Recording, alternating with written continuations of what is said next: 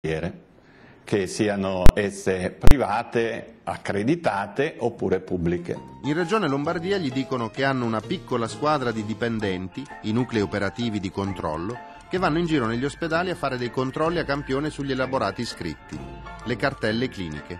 Siamo nel 2003 e la percentuale delle cartelle monitorata dalla Regione è del 2%. Il dottore allora decide di fare la stessa cosa sui suoi pazienti già operati. Ho voluto controllare quante persone operate nell'ambito oculistico dell'intervento più importante che viene eseguito in oculistica, che è la cataratta, quante persone avevano avuto o meno una possibile complicanza dell'intervento stesso, la cosiddetta cataratta secondaria. Che cosa ho fatto?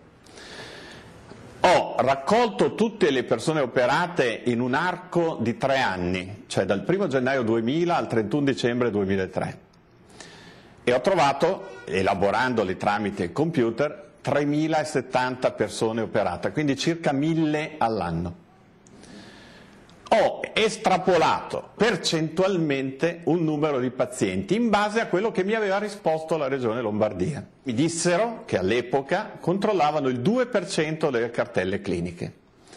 Il 2% di 3.070 erano 61 pazienti.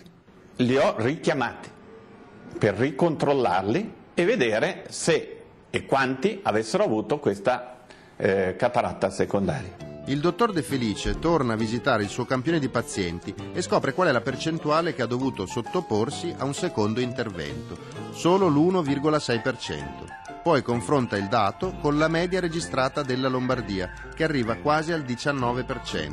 I casi sono 2, stiamo intervistando un fenomeno dell'oculistica oppure... C'è qualcosa che non va, ma l'unico modo per saperlo è controllare i pazienti. Ricontrollateli per vedere se è stato eseguito bene il lavoro. A me non pare che ci sia nulla di male. De Felice ripete lo stesso studio sullo stesso campione 6 anni dopo, nel 2008, e la percentuale non cambia. Dopo aver pubblicato entrambi i lavori, sottopone questo metodo di controllo in regione. Poteva anche dirmi in alternativa che questo tipo di lavoro era già stato eseguito, magari senza successo. Purtroppo questo non mi è stato detto. Mi è stato detto anzi che il lavoro era stato fatto egregiamente, ma che avrei dovuto trovarmi io gli appoggi per la diffusione del lavoro stesso, o tramite la società oftalmologica o tramite gli ordini dei medici. Lui ci ha provato, ma alla fine nessuno gli ha risposto. Ricordiamo che ad ogni prestazione corrisponde una tariffa da rimborsare e sarebbe utile ricontrollare i pazienti perché così scopri se qualcuno ha truffato o non ha eseguito bene gli interventi, a meno che si voglia liquidare questo oculista come un mago, ma allora andrebbe sostenuto e non ignorato. Sta di fatto che la spesa pubblica sanitaria è l'ultima grande diligenza e certamente un business per gli imprenditori che se da una parte stanno molto attenti a non perderci, dall'altra sempre più spesso investono in un settore dove difficilmente si guadagna, l'editoria.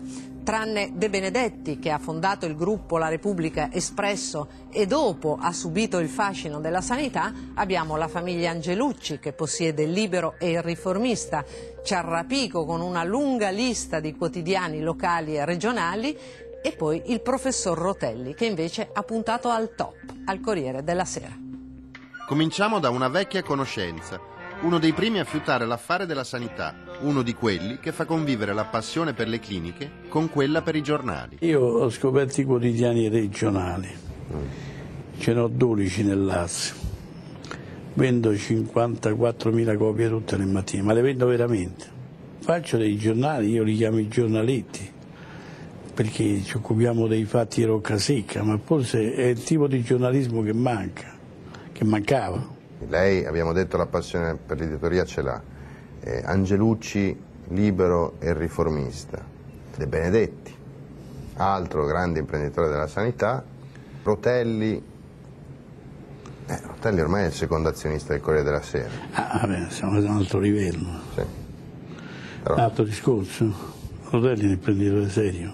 Investire nel Corriere della Sera oggi non ha nulla di economico, perché uno sta pagando. Ma ha molto di poteri forti. E tutto sommato si raschia negli imprenditori questo gusto di appartenere ai poteri forti, piace. Corriere della Sera e basta. Cosa vuole che le dica sul Corriere della Sera? Per esempio, perché ha deciso di gettarsi in un investimento così costoso. Oggi è il secondo azionista davanti alla Fiat, dietro a Mediobanca, con un pacchetto dell'11,07%, ma ha esposto il suo patrimonio personale, attraverso la finanziaria Pandette, per circa 600 milioni di euro. Mi sono detto che era opportuno diversificare in qualche cos'altro che potesse essere per me interessante. Ho pensato che questo fosse il settore che mi era più congeniale e per cui, diciamo, ho una qualche forse capacità di comprensione. È una pulsione che insomma ha pagato caro, perché lei ha pagato le quote anche 7 volte il loro valore. No. Proprio per accaparrarsi una parte delle azioni lasciate in pegno al Banco Popolare da Stefano Ricucci, Rotelli ha portato a casa il 6% circa, pagando ogni azione al prezzo stabilito di 4,51 euro, quando il titolo in borsa viaggiava intorno ai 60 centesimi. È l'ultima mazzata che almeno Rotelli ottiene di pagare in 2 rate. Sono 82 più 114. Sono... sì, più o meno.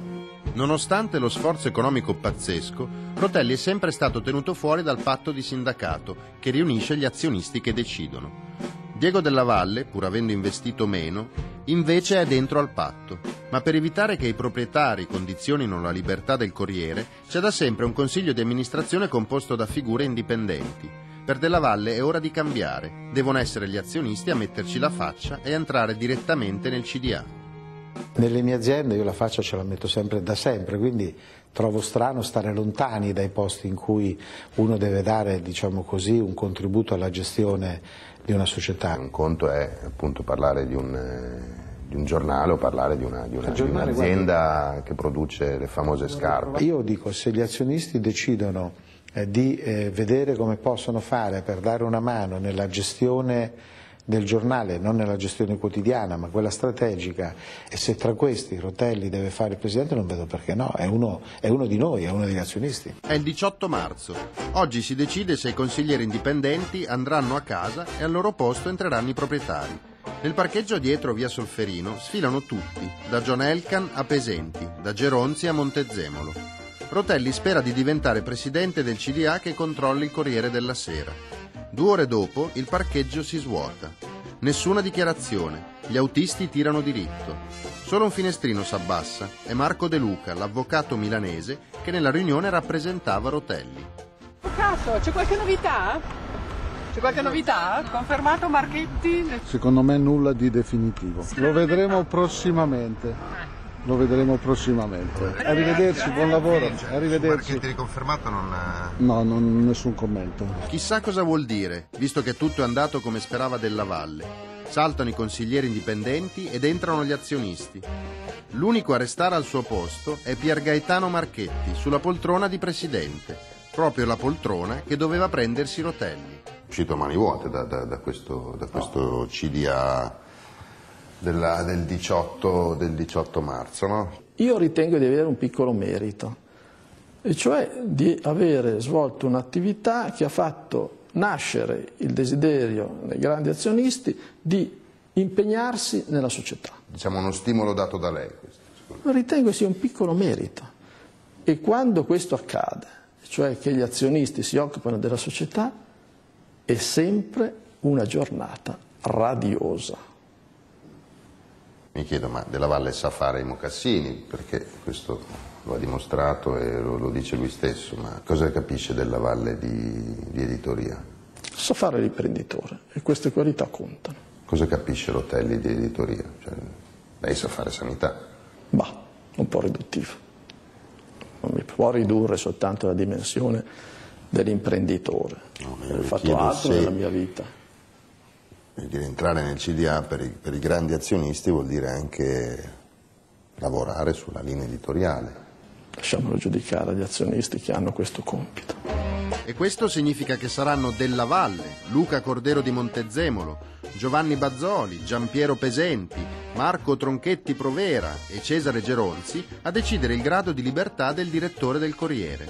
Finché c'è una compagine così, diciamo, variegata, è la migliore garanzia che questo sarà un giornale che potrà continuare ad essere un giornale libero, non c'è ombra di dubbio. Quanto è rischioso il venir meno del filtro tra la proprietà e ciò che viene scritto sul giornale lo può sapere bene il suo direttore. Io ho avuto più volte anche in passato diversi dissidi anche con l'azionista Tronchetti rispetto